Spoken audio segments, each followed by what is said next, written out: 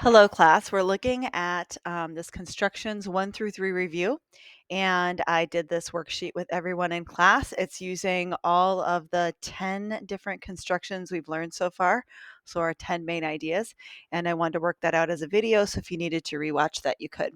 So for number 1, we're copying this line segment, and you're not measuring this with a ruler. We're doing all of our constructions, and we are constructing them, so we're using a compass and straight edge. So pretend this doesn't have any ruler markings on it. The idea is not to go over here and measure and say, oh, this is 5 centimeters, and then measure it out again. So I'm just going to make a line segment, and it needs to be longer than this one. It doesn't have to be super long. I probably exaggerated a little bit, but you don't want to try to make it exactly this length. So then my next step is to take my compass and to measure the length of this line segment. So we talk a lot about measuring something, and we actually mean with a compass, not a ruler. So my compass is stretched out to exact that length. Then I'm going to come over here and I'm going to put my compass point at the end of my line segment that I drew, and then I'm going to make an arc. And then it turns out that this length here is going to be the same thing as this one over here, as AB. So I could make this one A and I could make this one B. And then the length, of course, we would call AB. That's how we copy a line segment. So for number 2, we are adding some line segments together. So I start out the same way. I make a big long line segment. And this one I want to do longer because I have to take CD, which is about this big, and then I have to add 2 of these on top. So let's go ahead and do that. All right. So CD I want to measure first. I wouldn't have to, but I'm going to do it in the order. So there's CD. So let's go ahead and make a mark for that one. And I've got to see the compass marks on this one I graded. That's what I'm looking for. And they need to look like compass marks, not like you're trying to fake it with your pencil. And then I want to add 2 of the EF. So I have to come over here and measure EF now with my compass. And because I'm adding it, I'm going to put it after it, right? So like this is my first one. And then when I'm adding, I'm going to put my compass point here and I'm going to mark off EF F right after that. And then I want another EF. So I'm going to put my compass point here and go again. So what I have now is my answer is this entire line segment from here to here. So this whole thing is going to be CD plus 2EF in length. And that's because we have CD right here and we have EF over here.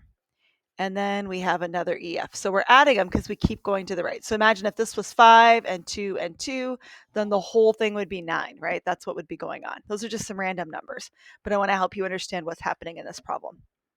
So in the next one, we're going to subtract. So we start the same way, line segment. This one, because we're subtracting, we won't have to make it quite as big, but it's fine. And then the first thing I want to do is measure CD. So same thing when we say measure, remember we mean with your compass. So I'm going to come up here and stretch my compass to the length of CD.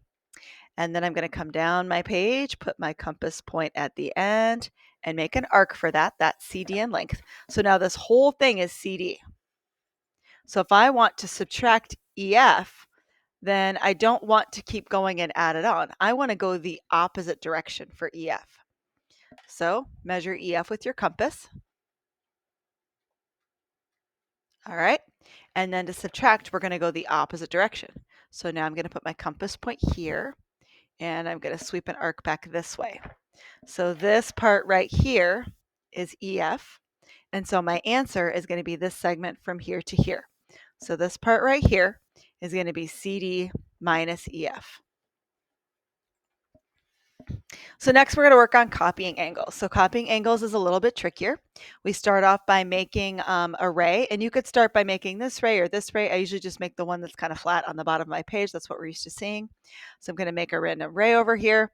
And now my job is to make an arc. I'm going to put my compass point right here, and I'm going to sweep an arc through both of these rays. So let's go ahead and do that. Compass point here, sweep an arc through both rays. Now, I need to copy this angle. So remember, an angle has to do with like how wide an angle is, right? How wide something's open. So I've got to come over here and copy the ray. You might even kind of guess where I'm going with this. So I'm going to copy this ray. I'm getting on the edge of my paper here, so it's a little bit trickier with the camera. All right, so there I copied, sorry, I said ray, but I copied the arc. So I made an arc from here, and then I did not move my compass. I came over here and did the same arc. And now remember, with an angle, it's how wide it is. So I want to measure how wide these guys are open. So I'm going to measure between this compass point and this compass point. So let's go ahead and do that. We're going to stretch our compass out to measure that distance. So this is how wide those rays are being open. So remember, we started out by making an arc here. We made the same arc over here. And now we know how wide those rays are supposed to be open. So I'm going to come over to this one, put my compass point where those two intersect, and then I'm going to sweep an arc. And that's how wide this one should be open. So now my job is to connect this point back with my end point. So I find what works really well for my ruler is if I put my pencil down first, slide up the ruler, and then make this go to where they intersect. Except my ruler's kind of dragging and my document camera is in the way. It's not turning out as good as I hoped it would. But now my angle is copied. So I need to see all of these construction marks when you're copying an angle. So remember, when we're copying an angle, we're not copying this. It doesn't matter how long that ray is. I could extend these really, really far and it would still be the same angle. And that's because my degrees here that these rays are open is going to be the same as this angle over here. So it's how wide these two are open. So when we think about an angle, think about like a door opening or a hinge working. So on the next page, next we did number 5, and we had to add some angles together. So we start out again by making a ray. And again, we did all of this in class together. This is just so if you need to review something, you can. And just like last time, I have to make an arc with my compass point here through my rays, and it has to go through both of them. So let's do that for both. So I'm going to make it here and over here and over here. And I want to make a pretty big arc because I don't know how big my final angle is going to be. So now we've got to measure our angles and we're going to be adding those on together. So remember, when we measure an angle, this is the part we're measuring. So I need to do this.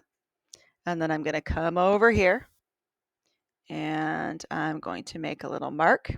So that's my first angle. And then I need to measure my second angle. And I want to add this on top. So in order to add it on top, I'm going to put my compass point right here and I'm going to make above that. So like this is my first angle, how wide my first angle is opening. And then my second angle is this much more. So I'm adding them together. It's getting bigger. And then I want to go ahead and connect. Notice I even have my ruler flipped over because it doesn't really matter. We're just using it as a straight edge. I could use an index card or a phone case. And that's my sum of two angles. On 6, we're making an equilateral triangle. So remember, for equilateral triangle, all sides need to be the same. So that means all of my sides are going to have to be this length exactly. So I'm going to start out by stretching my compass to exactly that length. And then what I'm going to have to do is make a big arc from both endpoints. So I'm going to make a big arc over here, put my compass over here, make another big arc. And so the spot where they cross is going to be the third point on my triangle. So I'm going to connect that to both ends. So here's one, and here's the other one. So now all 3 sides are equal because I had my compass open this length for this one, this length for this one, this length for this one. They all ended up the same. So now we have an equilateral triangle. Remember, equilateral triangles also have all equal angles. So each angle is going to be 180 divided by 3 or 60 degrees. In the next one, we are constructing the perpendicular bisector, and I like to call this the fish because it's a lot less syllables, and it kind of looks like a fish. So what we want to do is we want to open our compass a little bit more than half, and I'm going to sweep an arc this way, come over to the other end point, sweep another arc. You can kind of see how that looks like a fish, especially because I didn't extend these ones very much. And then I need to connect, and I'm going to connect this spot where they cross here with this spot there where they cross there.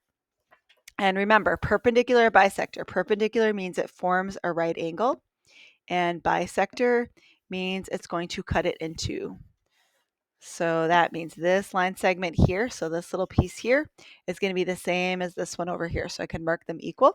That's the bisector part. And perpendicular means it makes a right angle. So we'll be doing this perpendicular bisector kinds of stuff a lot. And so it is a lot easier just to call it the fish. But that's not correct, but it's pretty fun. So on the next one, we want to find an average of two line segments. So to find an average, that means we're going to have to add them together and divide by 2. So that means we're going to be doing ij plus KL, and then we're going to be dividing by 2. So we already know how to add line segments. That means I need to make a long line segment. I need to copy this one. I need to copy that one right after it so that I'm adding them together. They're not added together right now. I have a space in between them, and that doesn't work. So let's go ahead and make a big line segment. All right. And then I want to measure this one. Okay. Oh, I put a hole right through the paper that time. Better move this over a little bit. So here's one. And then I need to add KL on top of that. So I need to measure that one with my compass as well. It goes right after it. Make another mark. So this whole thing, here's my IJ. And here's my KL. So from here to here, I have added those together. But now I want to divide it in 2. So we have this really cool perpendicular bisector thing that divides things in half. So these are my 2 endpoints. I need to pull my compass out more than halfway, and I need to make a couple arcs. So here's an arc here. Here's an arc here. All right, and then I'm going to connect them. And when I connect these two, I will have bisected this, which means I have cut it in half. So this right here, from this point to this point, this is going to be the IJ plus KL divided by 2. That whole length will be. So again, we added them together. So here's from IJ, here's from KL. We put them on the same line segment. And then we use these two as our endpoints, and we did a perpendicular bisector. So we made the fish. And it looks more like a fish if we just look at it this way, right? So here's my fish that I have. All right, last two. So next is a perpendicular through a point. So now I know that I want to make a perpendicular, but I don't want it to be bisecting. I want it to be through this point. So the way we start out and do that is we want to sweep an arc where our compass point is here, and we want it to go through that line twice. So that's what I've done now. Now we're going to use these 2 points here, and we're going to do a perpendicular bisector between them.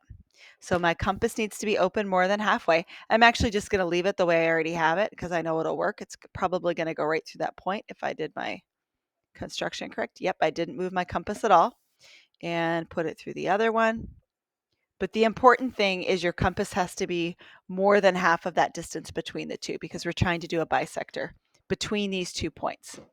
So now I'm going to draw my perpendicular. And I've bisected this part, but for the whole line segment, all I've really done is create a perpendicular to the actual line segment. So I'm drawing in my little right angle to show it's perpendicular. Last, I'm creating an altitude. So an altitude is when you have a triangle and you want to find, say, the area, and we've got our base right here, but we don't know our height. So what we do is we need to find this. That would be like our height. And that forms a right angle with the base. So that's called an altitude. So the way to do that is kind of exactly like this construction that we did up here. Only like this is my point at the top, and this is like my line segment. So what I need to do is I need to make an arc this through this point and goes through the bottom of my triangle, through the base of my triangle twice. And that one's not going to be open quite enough. Okay, I did that. And so let's get these straight marks out of the way.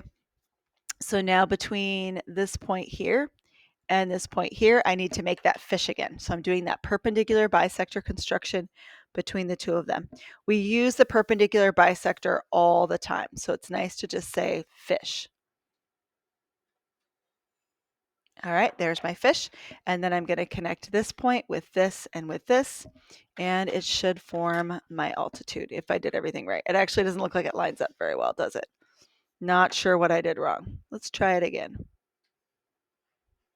I don't know. Sometimes we do better than others. Well, I'm going to do what I tell you guys, and I'm going to connect them. And then we're just going to hope for the best, right? That actually doesn't look as bad as I thought it did. It looks a lot more accurate than I thought. Sometimes they're not going to be perfect. When I see something like this and I can see all your compass marks are correct, you had the right idea. It looks pretty close. Maybe it's not going through this point perfectly, but it looks pretty darn close. You're going to get full credit for something like that. So your constructions don't have to be perfect. But I need to see these compass marks and they need to look like real compass marks. So if you're just like drawing curves like that on your paper, I'm going to know, and that's not going to get you any credit. And I know where the compass marks need to be. You need to have this arc, and then you need to have that fish in between. And I'm looking for all of those things. So I hope this helped you on our review. These are 10 important skills you're going to have to have.